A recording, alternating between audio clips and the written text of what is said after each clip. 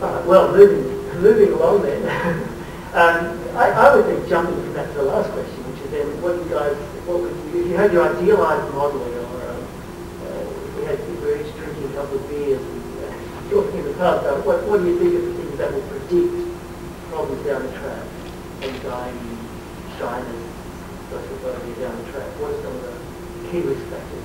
And I was intrigued actually when you said that BI is only one, and you were saying it sounds like a small component, a small risk factor. Yeah, I don't have any way of giving percentages, so saying like what % of kids who have anxiety disorders started out life as behavioral activity. But two things give me pause.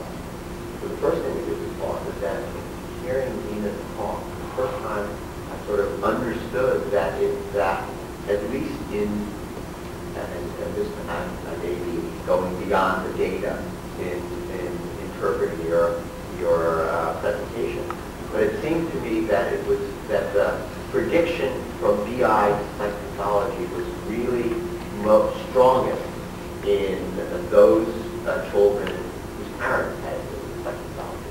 And that hit me today as it had not hit me earlier. I couple that with our own data, which really, at least in terms of observation, found no relation between behavioral inhibition, direct relation between behavioral inhibition and psychopathology in our sample. To say that, to come up with that statement that there's lots of anxiety in the world and lots of different forms of anxiety, but behavioral inhibition is probably only one element of that. So would you then, as a temperament itself, as opposed to behaviorally inhibited kids who are children of panic or NPD or anxious parents to begin with, which is a whole different. It's not the quote pure temperament of behavioral inhibition. right? So paired anxiety is another. Yeah, exactly. And happy data sort of support that in terms of the power of parental influence in the child. Or possibly even peers, it's talking about kids who maybe were not inhibited before, but you think about the social withdrawal kinds of things, you certainly, if you started to have some negative, you were victimized, you were swagging it through, that could start to feed into seeing that later on. And as you Like an alternative pathway. And because I'm thinking there's got to be many of these pathways. Why? What leads to victimization? Yeah, well then that would, right, you have to keep going back in time to whether it was, does it make you more likely to experience victimization, relationship history, or, yeah. The whole time you were talking, I was also thinking about sibling relationships. Because even if you have a parent who really tries to let the child be, or if they have an older sibling who's always controlling the playing bossing around, that can also create a sense of what's up.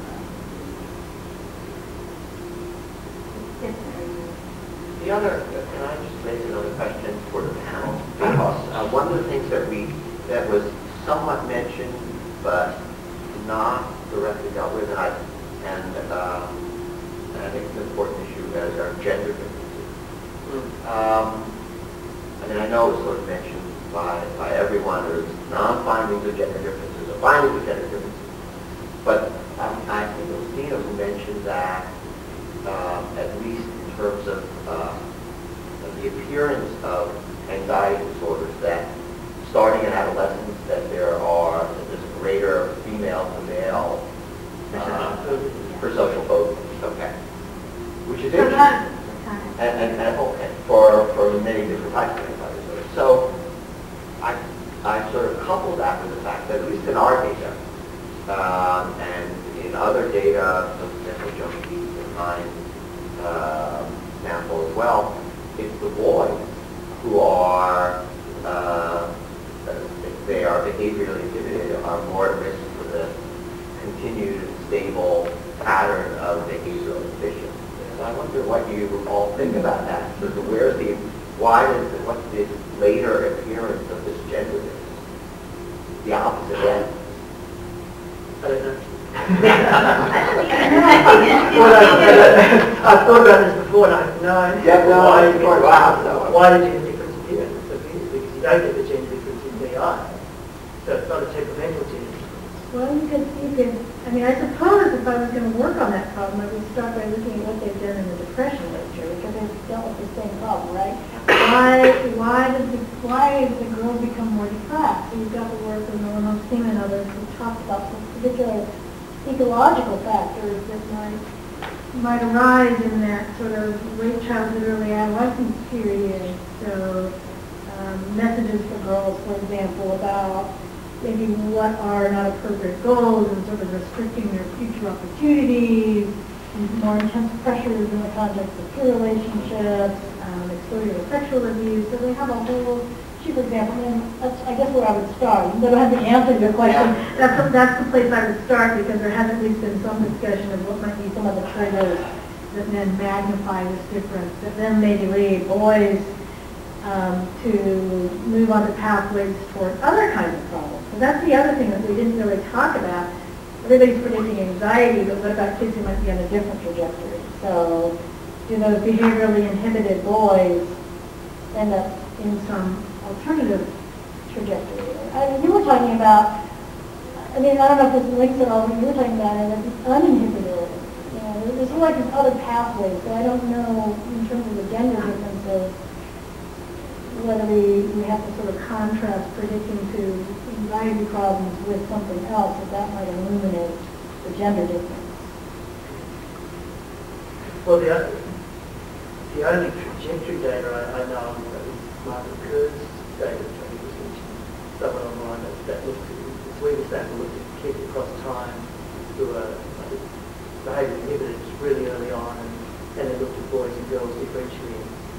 And they demonstrated that boys' inhibition and shyness seemed to decrease over time, or level off. The girls continued on, the boys decreased.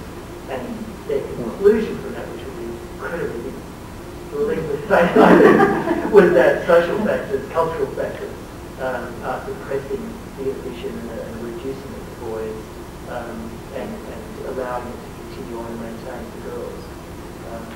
And we take it small for example, we also saw that the persistence was more common in girls. I know.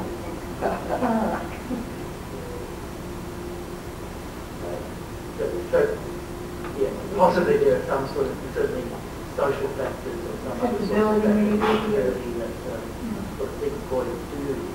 But with anxiety, it's about to some extent, threat, beliefs and appraisals and perceptions and possible sorts of things that boys do and are expected to do, playing contact sports and doing all sorts of rough and tumble sorts of things, perhaps habituate them a bit more their peers, or perhaps a bit more social acceptability.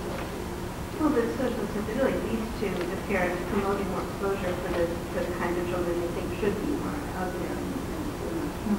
That would be more. Right, but then you sort of flip that, which is that you have a boy who's scared or fearful, they're a more salient child, and they may need to be more overprotected or victimized by peers and things like that, which could sort of exacerbate